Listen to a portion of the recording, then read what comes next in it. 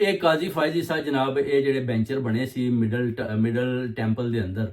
ਤੁਸੀਂ ਦੇਖੋ ਗੱਡੀ 'ਚ ਜਿਸ ਵਕਤ ਇਹਨਾਂ ਪਿੱਛੇ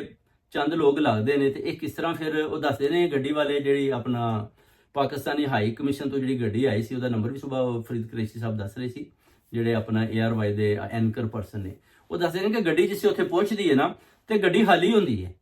ਯਾਨੀ ਕਾਜ਼ੀ ਸਾਹਿਬ ਨੂੰ ਇੰਨਾ ਤੇ ਉਹਨਾਂ ਦੀ ਬੀਵੀ ਨੂੰ ਇੰਨੀ ਜਾਂਚ ਹੈ ਕਿ ਉਹ ਪੁਲਿਸ ਨੂੰ ਕਹਿੰਦੇ ਨੇ ਕਿ ਸਾਨੂੰ ਜਨਾਬ ਤੁਸੀਂ ਇੱਥੇ ਹੀ ਲਾਓ, ਤੇ ਉੱਥੋਂ ਪੈਦਲ ਲੈ ਕੇ ਤੇ ਨੱਸ ਜਾਂਦੇ ਨੇ ਕਿ ਇਹ ਨਾ ਹੋਵੇ ਕਿ ਜਨਾਬ ਰਾਹ 'ਚ ਕਿਧਰੇ ਗੱਡੀ ਸਾਨੂੰ ਕਿਧਰੇ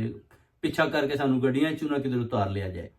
ਤੇ ਉਹ ਦੱਸਦੇ ਨੇ ਕਿ ਉਹ ਸੜਕਾਂ ਤੋਂ ਹੀ, ਉਹ ਪੁਲਿਸ ਕਹਿੰਦੀ ਸਾਨੂੰ ਤੇ ਪਤਾ ਨਹੀਂ ਲੱਗਾ ਜਨਾਬ, ਸਾਨੂੰ ਤੇ ਇੰਨਾ ਹੀ ਪਤਾ ਲੱਗਿਆ ਕਿ ਅਸੀਂ ਇਹਨਾਂ ਦੇ ਪਿੱਛੇ ਨਿਕਲੇ ਹਾਂ ਤੇ ਅੱਗੋਂ 2-4 ਮੋੜ ਆਏ ਨੇ, ਤੇ ਉਸ ਤੋਂ ਬਾਅਦ ਅਸੀਂ ਜਿਸੇ ਤੱਕਿਆ ਕਿ ਭਾਈ ਕਾਜ਼ੀ ਸਾਹਿਬ ਦੀ ਗੱਡੀ ਤੇ ਇਹ ਖਲੋਤੀ ਹੈ, ਤੇ ਕਾਜ਼ੀ ਕਿੱਥੇ, ਡਰਾਈਵਰ ਨੂੰ ਪੁੱਛਿਆ ਕਿ ਜਨਾਬ ਇਹ ਚੀਫ ਜਸਟਿਸ ਕਿੱਧਰ ਗਏ ਨੇ? ਉਹਨਾਂ ਆਖਿਆ ਜੀ ਉਹ ਲਾ ਕੇ ਤੇ ਦੌੜਾਂ ਲਾ ਕੇ ਨੇ, ਉਹ ਤੇ ਨੱਸ ਭੱਜ ਗਏ ਨੇ। ਤੇ ਉਹਨਾਂ ਆਖਿਆ ਸਾਡੇ ਵਾਸਤੇ ਹੁਣ ਕੀ? ਉਹਨਾਂ ਆਖਿਆ ਤੁਹਾਡੇ ਵਾਸਤੇ ਪੈਗਾਮ ਦੇ ਗਏ ਨੇ ਕਿ ਜਨਾਬ